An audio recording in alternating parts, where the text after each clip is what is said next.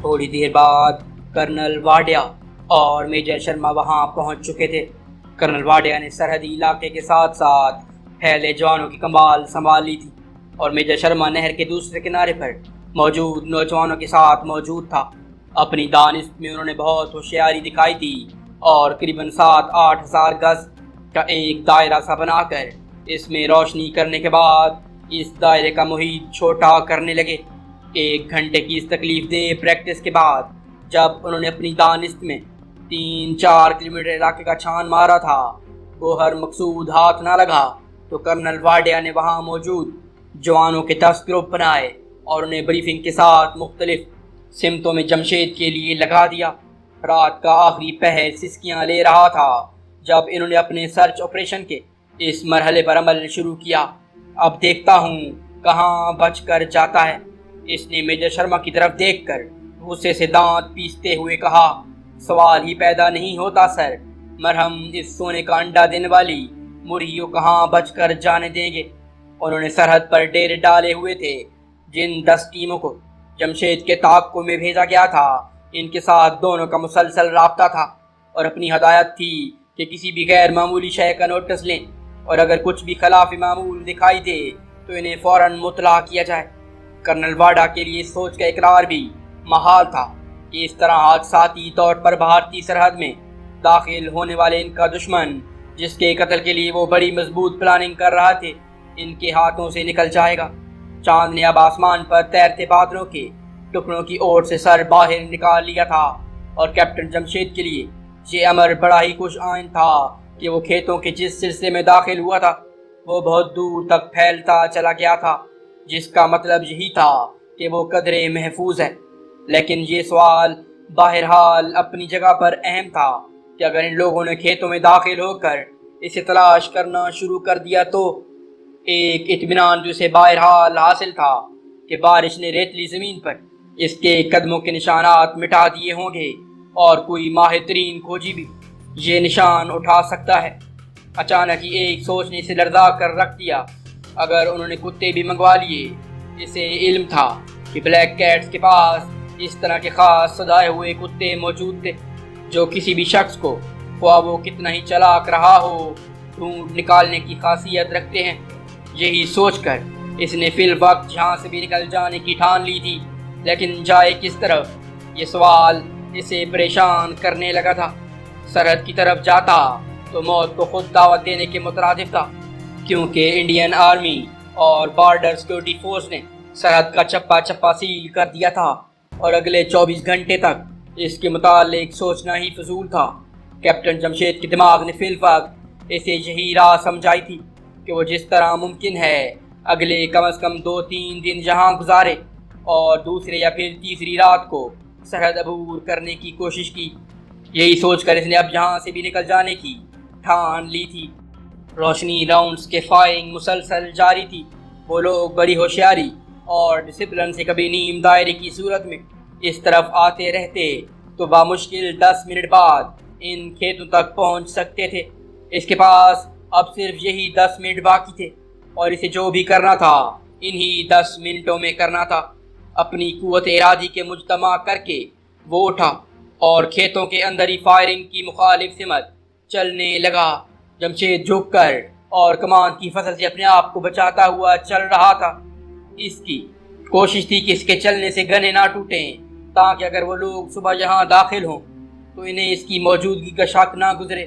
اس کے لیے ایک پلس پوائنٹ یہ بھی تھا کہ اس فصل کو عموماً جنگلی جانور جو اس علاقے میں پائے جاتے تھے تباہ کر کے آتے تھے، حالانکہ مقامی مکان ان کے تدارک کے لیے حفاظتی اقدامات بھی کرتے تھے، لیکن یہ خطرناک جانور بھی کوئی نہ کوئی صورتحال نکال لیا کرتے تھے۔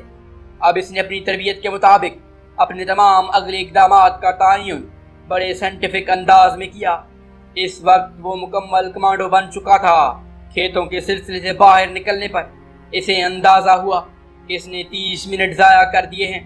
اب پھر کاش شدہ زمین دکھائی دے رہی تھی جہاں شاید کوئی سبزیاں وغیرہ بوئی ہوئی تھی۔ جمشید نے اقرواں بیٹھ کر اور اندھیرے کی چادر میں آنکھیں پھاڑ پھاڑ کر سامنے کی صورتحال کا اندازہ لگایا اور کچھ سوچنے کے بعد انہی کھیتوں میں سے گزرنے کا فیصلہ کیا اب اس نے کھیتوں کے منڈیروں کو منتخب کیا تھا تاکہ گیلی زمین پر اس کے جوتوں کے نشان نہ پڑیں۔ یہاں پہنچنے پر اس نے اپنے بوٹ اتار دیے تھے، پتلون کے پانچے اونچے کر لیے تھے۔ اب کسی بھی رکاوٹ کو خاطر میں لائے بغیر اپنے اندازے کے مطابق مشرق کی سمت میں آگے چلتا جا رہا تھا۔ کھیتوں کے سلسلے کا خاتمہ ایک قدرے کھلے میدان میں ہوا، جس کے کونے پر اسے کسی بلڈنگ کی موجودگی کا احساس ہوا تھا، کیونکہ وہاں سے کچھ روشنی چھن کر باہر آ رہی تھی۔ کہیں یہ بی ایس ایف کی کمپنی ہیڈ کوارٹر تو نہیں؟ اچانک اس کے ذہن میں ایک سوال ابھر آیا اور اس سوال کا جواب اسے ہاں میں مل گیا۔ واقعی وہ کمپنی ہیڈ کوارٹر کے نزدیک آ گیا تھا۔ تو یہ لوگ جسے اس جگہ لانا چاہتے تھے، چلو میں خود ہی آ گیا ہوں، اس نے بڑبڑاتے ہوئے خود سے کہا اور مسکرا دیا۔ اصولی طور پر تو اسے گھبرانا چاہیے تھا، لیکن اس نے حالات سے گھبرانا بدحواس تو سیکھا ہی نہیں تھا۔ شاید یہ ان لوگوں کی پریڈ گراؤنڈ تھی جس کے کونے پر وہ کھڑا تھا۔ گراؤنڈ کے ساتھ ساتھ اس نے شمال کی طرف چلنا شروع کر دیا۔ اس نے عجیب و غریب فیصلہ کر لیا تھا۔ یہ فیصلہ گو کہ بادی نظر میں احمقانہ حد تک دلیرانہ تھا، لیکن ایک طرف کا جوا تھا جس میں اس کے ہارنے اور جیتنے کے چانسز برابر تھے۔ جمشید نے بجائے ادھر ادھر بھٹکنے کے کمپنی ہیڈ کوارٹر کے نزدیک ہی اگلا وقت گزارنے کا فیصلہ کیا تھا۔ اس طرح وہ اپنی دانست میں محفوظ ہی رہتا۔ اس کا خیال تھا کہ دشمن کبھی یہ نہیں سوچ سکے گا کہ اس کے گھر میں ہی پناہ لے چکا ہے، اور وہ لوگ اسے اور ارد گرد کے دیہاتوں میں تلاش کرتے رہیں گے، جبکہ یہاں سے وہ کوئی جیپ وغیرہ چھین کر ان لوگوں کو سرحد تک اپنے تعاقب میں بھگاتا ہوا فرار ہو سکتا تھا۔ اپنے جوتوں سے اس نے گیلی مٹی چھاڑ دی اور دوبارہ گیلے جوتے پہن لیے۔ اس کی رفتار حیرت انگیز حد تک بہتر ہو گئی اور وہ چیتے کی طرح چوکنا ہو کر آگے آگے بڑھتا چلا جا رہا تھا۔ اچانک ہی جمشید منہ کے بل گرتے گرتے بچا۔ اس کا پاؤں ہی کسی رکاوٹ سے ٹکرایا تھا اور وہ منہ کے بل زمین کی طرف گر پڑا تھا۔ یہ الگ بات کہ اپنے مارشل آرٹس کی تربیت کو بروئے کار لاتے ہوئے اس نے منہ کے بل گرنے کے بجائے اپنے جسم کو اپنی ہتھیلیوں پر روکا، پھر اس طرح بازوں کے زور پر اٹھ کھڑا ہوا۔ اس طرح کھڑے ہونے سے اس کا سر کسی چادر سے ٹکرایا اور دوسرے ہی لمحے سے اپنی بے وقوفی پر ہنسی آ گئی۔ شاید یہ جگہ دھوبی گھاٹ تھی۔ یہاں ان لوگوں کی وردیاں دھو کر سکھائی جاتی تھی اور زمین میں کھڑی کر کے پلر گارڈ کے ان کے ساتھ تارے باندھ کر تاروں کا ایک جال سا پھیلایا گیا تھا، جس پر بیک وقت ہزاروں وردیاں سکھائی جاتی تھی۔ شاید اس شام جہاں کچھ کپڑے دھو کر سکھانے کے لیے ڈالے گئے تھے۔ کچھ سوچتے ہوئے اس نے اندازے سے ایک قمیض اور پتلون وہاں سے اڑا لی۔ جمشید نے اندازہ لگا لیا تھا کہ اس کے چھریر جسم پر یہ وردی اپنے کپڑوں کے اوپر سے بھی پہن سکتا تھا۔ اسے اندازہ ہو رہا تھا کہ اگلے چند گھنٹوں کے بعد شاید اسے یہ یونیفارم کی ضرورت پیش آ جائے۔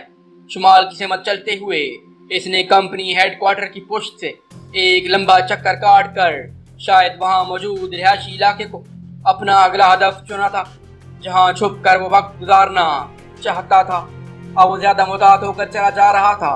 عین ممکن تھا کہ اس علاقے میں کوئی گشتی پارٹی موجود ہو، حالانکہ اس کے امکانات نہ ہونے کے برابر تھے۔ کرنل واڈیا اور میجر شرما نے ایک دوسرے کے ساتھ رابطہ پکا ہوا تھا۔ وہ بڑی تیزی سے روشنی راؤنڈ فائر کروانے کے بعد ان کے زمین تک آنے کا انتظار کرتے تھے۔ جیسے ہی روشنی راؤنڈ آسمان کی طرف چلتے، درجنوں کی تعداد میں فوجی اور بی ایس ایف کے جوان ان کی حدود میں آنے والے علاقے میں داخل ہو جاتے اور روشنی میں چاروں طرف بھاگتے ہوئے اپنے مفرور کو تلاش کرتے، لیکن گوہر مقصود ہاتھ نہیں آ رہا تھا۔ 10 منٹ کے بعد وہ لوگ اپنے دائرے کے رخ پر چلتے ہوئے ایک فوجی تنظیم کے ساتھ کمان کے کھیتوں تک پہنچ گئے تھے، جہاں میجر شرما موجود تھا۔ اس کے اشارے پر انہوں نے کھیتوں کو گھیرے میں لے لیا تھا۔ میجر شرما اپنے جوانوں کے ساتھ اب کھیتوں پر دھاوا بولنے کے لیے پر تول رہا تھا، جب اچانک اس کی واقی ٹاکی میں زندگی بیدار ہوئی اور کرنل واڈیا نے اس جوانوں کو کھیتوں میں داخل کرنے سے روک دیا۔ کسان آندولن چل رہا ہے، وہ لوگ پہلے ہی اپنے کھیتوں کی تباہی پر شور مچا رہے ہیں اور ہم نے ایک عذاب کھڑا کر لیا ہے۔ میرا انتظار کرو، میں ابھی پہنچتا ہوں۔ قریباً 5 منٹ بعد ہی کرنل واڈیا کی جیپ وہاں موجود تھی۔ اس نے کھیتوں کو گھیرے میں لینے والے جوانوں کو سرگوشی میں ہدایت جاری کر دی اور اپنی دانست میں بڑی ہوشیاری سے بنائے ہوئے اپنے منصوبے پر دل شروع کرا دیا۔ جیسے کہ کرنل واڈیا کی طرف سے سگنل موصول ہوا، کھیتوں کو گھیرے میں لینے والے جوانوں نے پریڈ کے انداز میں اپنے پاؤں سے زوردار دھمک پیدا کرتے ہوئے ان کے گرد چکر کی صورت میں بھاگنا شروع کر دیا۔ اس درمیان وہ اونچی اونچی آواز میں چلاتے ہوئے اس طرح تاثر دے رہے تھے جیسے وہ کھیتوں پر دھاوا بول رہے ہوں۔ کرنل واڈیا کے ذہن میں شاید یہ بات تھی کہ اس طرح کی بھاگ دوڑ سے گھبرا کر اگر جمشید اندر چھپا ہوا تو باہر آ جائے گا یا کم از کم اٹھ کر بھاگے گا، لیکن اس مرتبہ ہمیشہ کی طرح اس کی جنگی چال غلط ثابت ہوئی۔ اس طرح کی بھاگ دوڑ اور چیخ و پکار سے کھیتوں میں چھپے 2-3 گیدڑ اور سور گھبرا کر ضرور بھاگ نکلے۔ ان کے یکدم بھاگنے سے جو ہلچل پیدا ہوئی تھی اس نے جوانوں کو ہی نہیں میجر شرما کو بھی بکھلا کر رکھ دیا۔ فائر! میجر شرما نے چیخ کر حکم دیا۔ دوسرے ہی لمحے بھاگتے ہوئے جوان رک گئے۔ انہوں نے اپنے ہاتھ میں پکڑی ہوئی فائر کے لیے بالکل تیار گنوں کا رخ کھیتوں کی طرف کیا اور دیوانہ وار گولیاں برسانے لگے۔ کرنل واڈیا چند گز دور کھڑا ان کی بکھلاہٹ پر تل ملا رہا تھا۔ چند لمحوں کے لیے وہ بھی بکھلا گیا تھا، لیکن صورتحال کا علم ہوتے ہی اس کا پارا آسمان کی بلندیوں کو چھونے لگا تھا۔ Hold it! اس نے غصے سے چلاتے ہوئے حکم دیا۔ Damn it! گدھے بے وقوف! وہ اپنے سامنے موجود جوانوں پر برس پڑا۔ کرنل واڈیا کا حکم شاید کھیت کی دوسری طرف موجود جوانوں نے نہیں سنا تھا، نہ ہی وہ اس کی گاڑیوں سے فیض یاب ہوئے تھے، اس لیے وہ ابھی تک اپنے کام میں مصروف تھے۔ واڈیا نے اپنی واکی ٹاکی پر چلاتے ہوئے دوسری طرف موجود میجر شرما سے کہا تھا کہ ان بے وقوفوں کو فائرنگ سے روکو۔ فائرنگ کا سلسلہ ختم ہو گیا۔ غصے سے پھینکتے ہوئے کرنل واڈیا کے حکم پر 4-5 جوان کھیتوں میں داخل ہوئے اور انہوں نے گیدڑوں اور ایک سور کی لاش اس کے سامنے لا کر پھینک دی۔ او مائی گاڈ! کرنل واڈیا پھر غصے کا دورہ پڑا اور اس نے اپنے معمول کے مطابق نان سٹاپ بکنا شروع کر دیا۔ شاید شرما شدت سے اپنی بے وقوفی کا احساس ہوا تھا، واقعی اس نے گھبراہٹ میں یہ آرڈر دیا تھا، it's okay okay. Colonel Wadia بھی دوسرے ہی لمحے نارمل ہو گیا۔ اب میجر شرما اس کی طرف دیکھ کر اگلے حکم کا انتظار کر رہا تھا۔ بارڈر پر ریڈ الرٹ رکھو، کمپنی ہیڈ کوارٹر سے ریزروز کو نکالو اور ان کو مختلف ٹولیوں میں ارد گرد کے دیہاتوں کی طرف پھیلاؤ۔ اس علاقے میں موجود تمام ایجنسیوں کو صاحبدان کر دو، تمام روڈز بلاک کر دو۔ ریلوے اسٹیشن پر تم خود پہنچو، میں ہیڈ کوارٹر میں موجود ہوں، مجھے 1 منٹ کی رپورٹ دو۔ کسی بھی غیر معمولی نقل و حرکت کا سختی سے نوٹس دینا، سول ایڈمنسٹریشن کی بالکل پرواہ نہ کرنا، don't miss it. Major Sharma, اگر یہ شخص ہمارے ہاتھ سے نکل گیا تو میں زندگی بھر خود کو معاف نہیں کر پاؤں گا۔ Oh thank God! بیٹھے بٹھائے گاڈ گفٹڈ تحفہ ملا تھا اور ہم اسے ضائع کر دیں گے۔ او ڈیم اٹ! اس نے اپنی چھوٹی سی چھڑی کو دائیں ٹانگ پر مارا اور جیپ کی طرف چل دیا۔ میجر شرما دوسری جیپ میں کمپنی ہیڈ کوارٹر کی طرف جا رہا تھا۔ وہ وہاں موجود تمام جوانوں کو پریڈ گراؤنڈ میں جمع ہونے کا حکم دے رہا تھا۔ تھوڑی دیر بعد ہی کمپنی ہیڈ کوارٹر میں بی ایس ایف کی ریزرو کمپنیوں کے جوان جو اپنی بارکوں میں خواب خرگوش کے مزے لے رہے تھے اچانک سٹینڈ بائی سائرن کی آواز پر اٹھ کر اپنے یونیفارم پہننے لگے۔ بمشکل 5 منٹ بعد قریباً 150 جوان مکمل تیاری کی حالت میں پریڈ گراؤنڈ میں موجود تھے، جس کو سرچ لائٹوں سے دن میں تبدیل کر دیا گیا تھا۔ بی ایس ایف کی کمپنی کمانڈر کے ساتھ موجود میجر شرما جوانوں کو خطرناک گھس بیٹھے کے اس علاقے میں موجودگی کا اطلاع دینے کے بعد انہیں ہدایات کر رہا تھا کہ وہ ہر ممکن طریقے سے زندہ گرفتار کرنے کی کوشش کریں۔ اگلے 5 منٹ میں ان جوانوں کو مختلف گروپس کی شکل میں اپنے اپنے منتخب کردہ علاقے کی طرف روانہ کر دیا گیا۔ دوسری طرف کرنل واڈیا کی طرف سے اس ایریا میں آپریٹ کرنے والی تمام سول اور فوجی انٹیلیجنس ایجنسیوں کو ریڈ الرٹ جاری ہو چکا تھا۔ صبح کاذب کی روشنیاں پھوٹنے تک جمشید نے بڑی اہم کامیابی حاصل کر لی تھی۔ وہ کمپنی کے ہیڈ کوارٹر کے ریزیڈینشل ایریا تک پہنچ گیا تھا۔ یہ کالونی صرف بی ایس ایف کے شادی شدہ ملازمین کے لیے وقف تھی اور یہاں 100 سے زیادہ مکانات ایک خوبصورت ترتیب سے بنائے گئے تھے۔ اس کالونی سے ملحقہ ایک اور عمارت زیر تعمیر تھی، جس کا کالونی سے قریباً 1 فرلانگ کا فاصلہ تھا اور مزید 1 فرلانگ دور ایک جنگل دکھائی دے رہا تھا۔ شاید یہ جنگل کسی خاص مقصد کے لیے بنایا گیا تھا، وہ کہ یہ غیر قدرتی جنگل تھا، لیکن بلا شبہ یہ اس علاقے کا سب سے بڑا جنگل تھا جو بادی نظر میں بہت گھنا دکھائی دیتا تھا۔ زیر تعمیر عمارت کے مزدور شاید آج چھٹی پر تھے یا پھر کوئی اور بات تھی کہ وہاں کوئی دکھائی نہیں دے رہا تھا۔ جمشید کو یاد آ گیا آج اتوار کا دن تھا جو مقامی چھٹی ہوتی ہے، اور اس بلڈنگ کے مزدور نے بھی شاید آج چھٹی کی ہوئی تھی۔ اس نے ایک لمحے کے لیے اپنے سامنے خود کو چھپانے کے لیے دو آپشن رکھے۔ ایک تو بی ایس ایف کی رہائشی کالونی تھی، دوسرا آپشن یہ زیر تعمیر عمارت جو عمارت سے زیادہ بلاک کا منظر پیش کر رہی تھی۔ دوسرے ہی لمحے اس نے زیر تعمیر بلڈنگ میں منتخب کیا اور اس طرف گامزن تھا۔ سورج کی کپ کپاتی روشنیوں نے پلک جھپکتے صحرائی علاقے کی ٹھنڈی صبح کو نکل لیا، اور جیسے ہی نہر پر برستا سورج دیوتا آسمان پر نمودار ہوا، زمین پر بچھی ریت کی بارش سوکھنے لگی۔ جمشید نے اس عمارت کی اوپر والی منزل کو کونے والے کمرے میں پناہ لے لی تھی، جس میں کاٹ کباڑ تھا، گتے کے کچھ ڈبے زمین پر بکھرے ہوئے تھے، اور ایک طرف لکڑیوں کا انبار لگا ہوا تھا جس کے ساتھ سیمنٹ کی بوریاں اور ریت کا چھوٹا سا ڈھیر بھی موجود تھا۔ بغیر کھڑکی اور واحد دروازے والے اس کمرے کو، جو شاید اس زیر تعمیر عمارت کا سٹور روم بھی تھا، اس نے گوشہ نما جنت جان کر ہی منتخب کیا تھا، کیونکہ اس طرف آنے والے کو 3-4 کمروں سے گزر کر اور لکڑی کے اس دروازے کو کھول کر اندر آنا پڑتا تھا جو کمرے کے باہر لگا تھا۔ جمشید اس دروازے کے پیچھے احتیاطاً لکڑی کے 3-4 خالی پیٹیاں بھی رکھ دی تھی تاکہ اچانک دروازہ کھلنے کی صورت میں آواز پیدا ہونے سے وہ ہوشیار بھی ہو جائے۔ اس کے پاس سوچنے اور فکر کرنے کے لیے یوں تو بہت سے موضوعات تھے، لیکن جمشید نے فی الوقت رات کا مسلسل بھاگ دوڑ اور بارش میں بھیگے کپڑوں میں ملبوس اپنے جسم کو کچھ دیر کے لیے آرام دینا ضروری سمجھا۔ اس نے اپنی پتلون اور قمیض اتار کر گتے کے ان ڈبوں پر پھیلا دی جو سورج کی روشنیوں کی براہ راست زد میں تھے، اور خود گتے کے ڈبے پھاڑ کر انہیں بستر کی شکل دینے کے بعد اس نے دھوبی گھاٹ سے چرائی بی ایس ایف کی وردی کو سرہانے کی شکل دے لی۔ خود کو ہاتھ کے رحم و کرم پر چھوڑ کر لمبی تان کر سو گیا۔ وہ 2.5 گھنٹے تک وہ گہری نیند سوتا رہا، پھر اچانک ہڑبڑا کر اٹھ گیا۔ نیند میں بھی اس کو احساس کانوں نے کچھ ٹرکوں کی آواز سن لی تھی۔ بجلی کی تھی بھرتی سے اس نے اپنے پسینے میں تیرتے جسم کو کپڑے پہنائے اور چکنا ہو کر بیٹھ رہا۔ ٹرکوں کی آوازیں کمپنی ہیڈ کوارٹر کی طرف سے آ رہی تھی۔ کمرے پر چھت ڈالنے کے لیے اس کی دیواروں میں لکڑی کے بالے پھنسائے گئے تھے۔ سوراخوں کی مدد سے اس نے ٹرکوں کی سمت کا اندازہ کر لیا تھا۔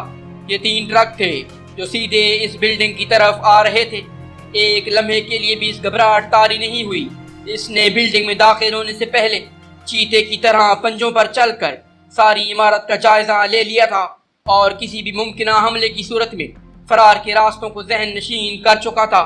سوراخ سے دوربین کا کام لیتے اس نے اپنی نظریں ٹرکوں پر ہی گاڑ رکھی تھی جو اب اس عمارت کی بہت نزدیک آ گئے تھے۔ پھر ایک ایک کر کے وہ عمارت سے ملحقہ سڑک سے جنگل کی طرف چلے گئے، لیکن ایک پریشان کن سوال اس کے لیے چھوڑ گئے۔ اس نے 2 ٹرکوں میں بی ایس ایف اور آرمی کے جوانوں کو اور آخری ٹرک میں 15-20 سویلین کو دیکھا تھا۔ اگر اس کی نظریں دھوکہ نہیں دے رہی تھیں اور وہ ہوش و حواس میں تھا تو اس آخری ٹرک کے تمام سواروں کا تعلق اس کے اپنے ملک سے تھا۔ اس نے ان ٹرکوں کو خصوصی قسم کے پہناوے سے پہچان لیا تھا اور اسے اندازہ لگانے میں دیر نہیں لگی تھی کہ ان کا تعلق کس جماعت سے ہو سکتا ہے۔ اس بات کا سیدھا مطلب تو یہی نکلتا تھا کہ ضرور اس مصنوعی جنگل میں ہی ان لوگوں نے اپنی تربیتی مرکز بنا رکھا تھا جہاں سے وہ تخریب کاروں کو تیار کر کے پاکستان کی سرحد میں داخل کیا کرتے تھے۔ کیپٹن جمشید کا غصے سے خون بھی کھولنے لگا تھا اور اسے ان بیچارے تخریب کاروں پر رحم بھی آ رہا تھا۔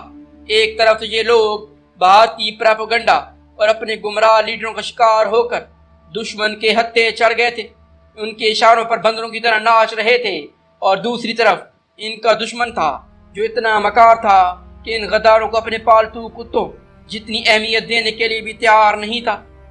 اس نے ان بدبختوں کو سرحد سے 15-20 میل دور ہی روک لیا تھا اور اس سے آگے اپنے وطن میں بھی گھسنے کی اجازت نہیں دی تھی، کیونکہ اس نے ان غداروں کو صرف استعمال کرنا تھا، انہیں اپنے رشتہ دار نہیں بنانا تھا۔ اب وہ اس کھلی کھڑکی کے ایک کونے سے سر ٹکائے ان ٹرکوں کو جنگل میں داخل ہوتے دیکھ رہا تھا، پھر ٹرک اس کی نظروں سے اوجھل ہو گئے۔